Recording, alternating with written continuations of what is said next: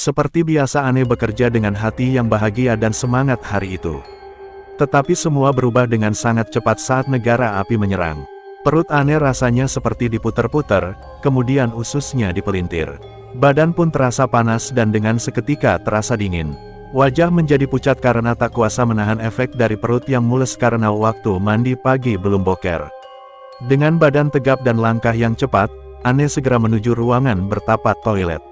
Sedikit demi sedikit perut Anne menjadi ringan, saat semua beban di perut dikeluarkan secara perlahan tapi pasti. Saat sedang asyik menikmati indahnya menyendiri, tiba-tiba terdengar ada orang yang masuk ke dalam toilet. Di dalam restroom terdapat satu ruangan untuk buang air besar dan 2 urinoir.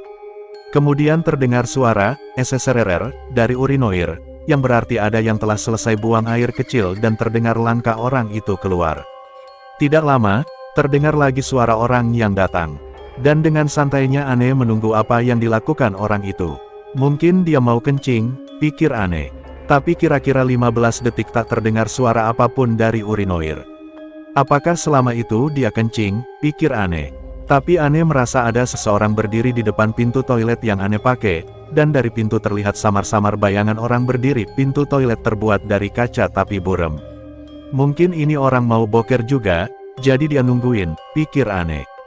Karena merasa ada yang menunggu, pikiran jahil pun muncul di otak Anne. Dilama-lamain biar dia merasakan bagaimana perjuangan menahan mulesnya perut. Hahaha, pikir Anne dengan jahat. Anne perhatikan bayangan itu sama-samar berdiri tanpa bergerak sedikit pun. Belum selesai Anne merasa senang karena ingin jahil, tiba-tiba terdengar suara, "Duh." Sesuatu jatuh dan menggelinding melewati kolong pintu toilet dan berhenti tepat di antara kedua kaki Anne dan di bawah pandangan Anne. Sebuah kepala yang masih menggunakan helm kuning. Dengan suasana yang remang-remang dan tidak ada siapapun, bisa ente bayangkan perasaan Anne saat itu. "Aak!" Anne berteriak sekencang-kencangnya karena shock. Tapi tanpa sadar Anne menendang kepala itu, dan menggelinding keluar toilet. Anne langsung menarik celana ke atas karena sangat shock, lupa belum cebok. Belum selesai Anne memakai celana, tiba-tiba ada seseorang bertanya, "Halo Pak, ada apa?" "Gak apa-apa kan?" tanya orang itu. Dari suaranya Anne pun langsung mengenalnya, dia salah satu rekan Anne di bagian divisi training. "Gak apa-apa bro, tunggu di situ sebentar ya, jangan kemana-mana," pinta Anne yang kemudian sadar belum cebok, jadi Anne membuka celana lagi untuk cebok. "Terima kasih bro, udah nyelamatin masa depan GW," kata Anne setelah keluar dari toilet. "Emang ada apa bro? Tadi ada suara teriakan soalnya," tanya dia penasaran. "Gak ada apa-apa bro, Anne tadi ketiduran di toilet, terus mimpi dikejar Satpol PP, jawab Anne sekenanya.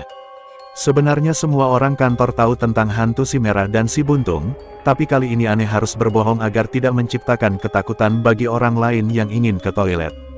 "Hahaha, lu tidur di toilet sih, Anne, hahaha," kata dia. Wajahnya tampak bahagia menertawai Anne. "Kepala lu botak, emang kepalanya ada sedikit botaknya di tengah. Lu gak tahu aja gimana soknya GW tadi. Untung GW gak asma, jantungan, gagal ginjal atau sariawan gitu karena sok," pikir Anne dalam hati.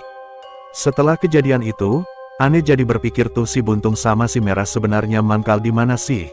Kok kadang ada di ruangan kantor, tangga darurat, atau kalau gak di lift. Memang sih makhluk seperti itu ada di mana aja, tapi masa satu kantor mereka jelajahi semua. Tapi ya sudahlah, suka-suka mereka aja, pikir Anne. Tapi untungnya tadi si buntung yang masuk. Coba kalau si merah, pasti Anne laporin satpam karena masuk toilet pria. Kalau ada yang bertanya apakah Anne indigo atau punya kemampuan spiritual, jujur, Anne hanyalah manusia biasa yang hanya bisa mencintai dan dicintai. Tapi kenapa sering diganggu? Sebenarnya bukan cuma Anne yang sering diganggu, tapi karyawan lain juga sama. Tapi di sini Anne ingin menceritakan pengalaman Anne dulu. Mungkin di lain kesempatan akan Anne ceritakan pengalaman orang lain. Konon, si merah dan si buntung memang sosok yang paling kuat dari yang lainnya. Jadi gak aneh kalau selalu mereka berdua yang muncul, cie-cie berdua terus, Tapi sejauh ini mereka berdua hanya muncul untuk jahil saja. Walaupun laptop Anne jatuh hancur lebur karena si merah, mungkin di lain kesempatan akan Anne ceritakan kronologisnya. Tapi dari situ Anne secara pribadi menemukan jati diri yang tetap santai dan tenang. Walaupun di depan sedang terjadi masalah besar.